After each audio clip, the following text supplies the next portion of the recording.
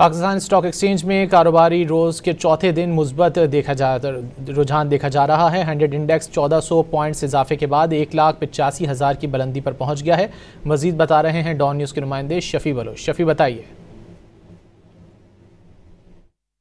जी, कारोबारी हफ्ते के चौथे रोज़ जो है वो दिन का आगाज़ 1,00,000 इंडेक्स से 1,84,000 और 790 पॉइंट्स के साथ जो है वो कारोबार का आगाज़ हुआ। फिर उसके बाद बतदरीज जो है वो मार्केट में कारोबार में मज़ीद जो है वो स्टॉक मार्केट में तेज़ी देखने को मिल रही है।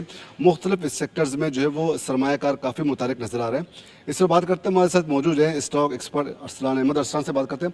अरसलान, ये बताएं कि आज की इस तेज़ी को, डेवलपमेंट को आप किस तरह देखते हैं? नहीं, काफ़ी वेटिंग के बाद हमने ये सूरत हाल देखी है। आप देखिए काफ़ी डिप्रेस रही थी मार्केट पिछले दिनों, और जब से ये फाइनेंशियल ईयर स्टार्ट हुआ है एक अच्छा मोमेंटम मार्केट में बिल्ड हुआ है, और कमर्शियल बैंक्स अगेन जो ना वो इसको लीड करता हुआ नज़र आ रहा है।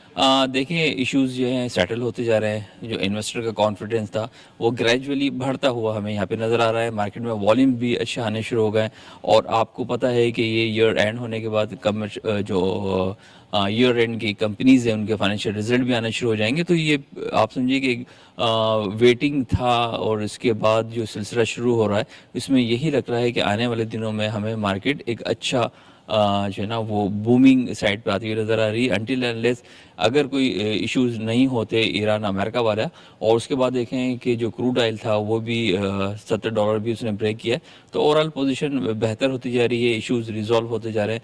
जो इन्वेस्टर हैं वो ग्रेजुअली मार्केट के अंदर जो है ना वो आना शुरू हो गए हैं।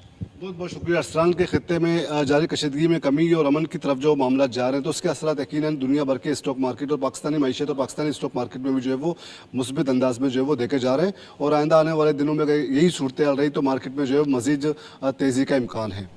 जी शफी, बहुत शुक्रिया इन तफसीलात के लिए।